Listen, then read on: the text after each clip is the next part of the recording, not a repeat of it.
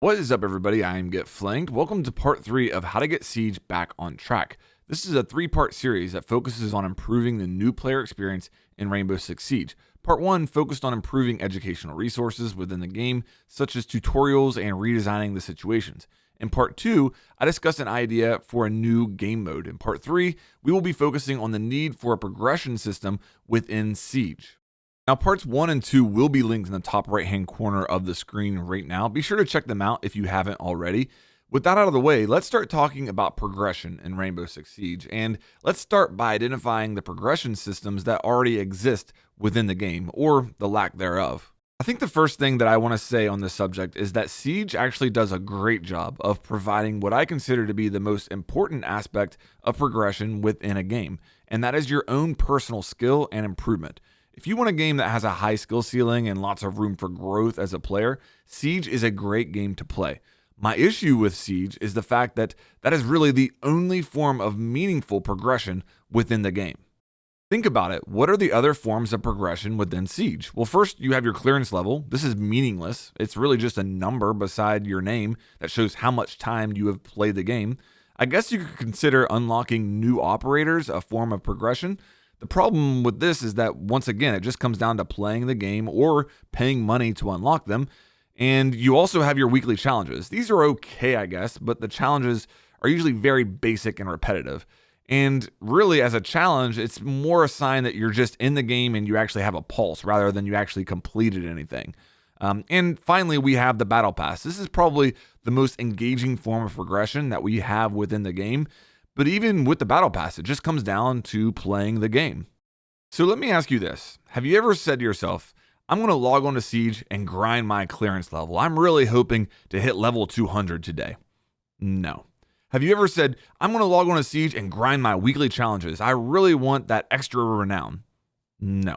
Have you ever said, I'm going to log on to Siege and grind so I can unlock a new operator? Maybe, but what happens when you get all the operators unlocked? I think you can make a strong argument that outside of the Battle Pass, there is really nothing to grind for in Siege other than just simply getting better at the game. I want a progression system in Siege that motivates me to play the game more. I want a progression system in Siege that gives me a reason to log on and play even if I don't feel like getting sweaty. Let's talk about how this could be done. The first thing that needs implemented into Siege is some form of operator mastery progression. This is an absolute no-brainer for Siege, and if only one thing comes from this entire series of videos that I have made, I really hope that it's this. What is operator mastery? Well, this is actually something that I am taking from Rogue Company, and when I saw it, I instantly thought, I cannot believe that this isn't already a thing in Siege. On the screen right now, you're seeing how Rogue Company does this. And in that game, you have rogues instead of operators, but the concept is the same. Each rogue has their individual strengths and abilities, very similar to Siege. Now, in Rogue Company, when you play a rogue, you get mastery points awarded at the end of the match for each rogue that you played.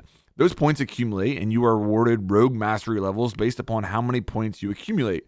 The rogue mastery level is the small number on the rogue icon that you can see and is visible to all players in the game. When you hit max level with a rogue, you get an emblem instead of a number, as you can see on the screen now.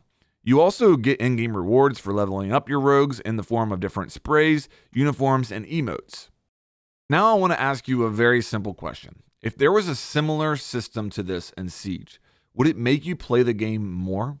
The answer for me is an absolute yes. I would want to grind every operator in the game trying to get mastery with each. The thought of being able to really have something like this to grind for in Siege is really exciting to me. People in Siege already take so much pride in their mains and their favorite operators.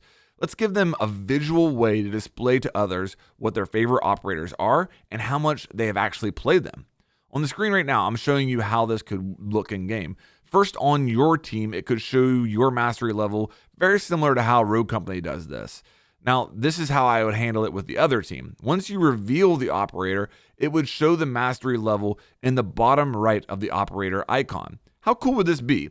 Imagine the feeling of revealing a Clash on the other team and looking up to see that they are mastery level with her.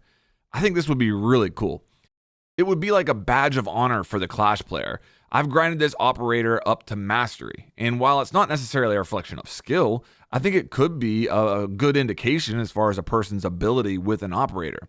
Now, beside the number associated with operator mastery, you could also reward players with unique operator uniforms and headgears as they level the operator up.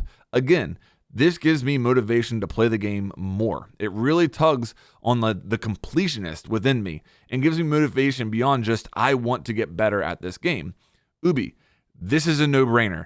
Please put this in the game. Give it a different name and put your own spin on it so you're not completely ripping off Rogue Company, but please just do it. Next up, challenges. This is a really underserved area of progression within Siege. On the screen now, you're seeing me go through challenges in Call of Duty Black Ops Cold War. Say what you want about Call of Duty, but they know how to implement a really good challenge/progression system within their game. There are entire COD channels that are built upon just completing weapon challenges and unlocking that final camo, which is Dark Matter. Scroll through different people streaming COD on Twitch, and you will see many stream titles with something to the tune of getting my SMGs to gold or grinding my sniper headshots. This system within COD motivates people to play and rewards them for doing so. When is the last time you saw a stream title for Siege titled grinding my weekly Uplay challenges? It just doesn't happen. There's no motivation there. The most frustrating part about this, in my opinion, is that I think that Siege could be so creative with their challenges. Imagine this challenge for Sledge. Get 100 kills with Sledge's hammer, and as a reward, you unlock a gold hammer for Sledge. Can you imagine how many people would grind relentlessly to unlock a gold hammer? How cool would that be? I don't even play Sledge a ton, and I would want that thing. Get 100 kills shortly after concussing enemies with Zofia to unlock a gold lifeline. Think about all the cool challenges you could have in Siege. Get 10 kills after coming up at Hatch's orcs. Get 50 kills as IQ on Pulse. I'm just scratching the surface here, but the possibilities are endless. I think that one of my favorite parts about adding this stuff to the game is that I really feel like it would provide a completely different way to play the game. Right now, if I play for 3 hours and I'm going to judge whether or not I had fun, I'm going to judge it on how well I played or if I won or lost. I'm not saying you can't have fun in this game without winning, but I guarantee you that if you lose 5 games in a row of Siege, most people aren't going to say that they're having fun. An engaging progression system within the game can change all of that. If my goal when logging on is to get 50 headshots with Ash, I can have success and satisfaction in the game without winning. At the end of the day, this progression system will provide another way of playing the game besides just getting on and sweating, and that will help with player retention and fight against burnout. But here's probably the biggest benefit of this progression system within the game, and I cannot stress how important I think this is. It would be a deterrent against creating and playing on Smurf accounts within the game. Think about it, okay? If you are somebody who loves Siege and you are going to take pride in your operators that you've grinded to mastery, or you're working on getting 100 kills with Sledge's hammer, you're not going to want to do that on multiple accounts. You're going to stick on your main account and try and get these challenges done, try and get these operators up to mastery. So any time that you would spend on a Smurf account would be wasted time. You wouldn't be working towards unlocking all this stuff on your main. And for me personally, that would really make me think twice about getting on a Smurf and trying to, manipulate the matchmaking in that way. I would want to be spending more time on my main than any other account. And this would be so beneficial for the game that has what I consider to be a very big problem with Smurfing right now. Now, one concern that I do have with this that I do want to mention is if people are more motivated to unlock challenges rather than win, it could become a problem. Imagine a teammate in ranked who is only trying to kill people with Sledge's hammer and refuses to play normally. This would be bad. With the upcoming reputation system, though, I believe that we might have the tools to combat this. If that didn't work, you could potentially make it so that you gain half as much towards your challenges in ranked as you do in unranked or casual. This would not be preferable in my opinion, but I think that this progression system is so important in the game that I would be willing to get creative in order to make it work. All right, now it's time for me to wrap up not just this video, but the entire series. And I want to say a few things based upon the feedback I've gotten so far. The overwhelming feedback has been extremely positive, and I'm really grateful for that. It's great to see how many people in this community care about the long-term success of this game. I think the number one concern I've heard from people is that they think I'm trying to dumb down the game or to make the game more like Call of Duty. This isn't my intention at all. I do want to make this game that I love more accessible to a wider range of players, but I'm not willing to sacrifice anything that would take away from the reason that we all fell in love with Siege in the first place. I don't think that anything I've suggested in this series would do that. How would new tutorials, game modes, and challenges in Siege negatively affect you if all you want to do is get on and grind ranked? I just don't see how it would. Another criticism I've heard is that the focus should be not on making the game more accessible to new players, but instead on retaining the players who are already playing the game. I want to be very clear in that keeping people who are currently playing Siege engaged and happy is extremely important. I'm not suggesting current players should be ignored. But here's the hard truth. Siege is a 5-year-old game. It can be the best game in the world, and people will still get tired of it after 5 years and thousands of hours played. And that is both completely normal and impossible to prevent. You have to have a steady flow of new players not only trying Siege, but getting hooked on the game in order for the player count to remain healthy. Go back and look at the patch notes for last year. Look at all the changes that have been made to the game. The vast majority of these changes are aimed at increasing the enjoyment of people who are already playing the game. Very few, if any, of these changes are designed to make the game more accessible to new players. The reinforcement pool is a great example. This is a huge quality of life improvement for those of us that are playing the game. But nobody has ever quit Siege after a few hours because of the old reinforcement system.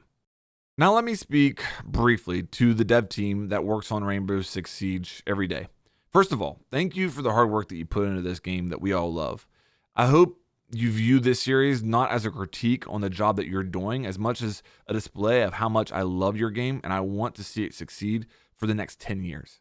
I fully realize that you have much smarter people than me that are no doubt working on many of the things that I've suggested and probably coming up with better solutions than what I've presented here. I realize the reason that many of these things I've suggested aren't already in the game is a matter of resources and priority, and not because it's something that nobody has ever thought of.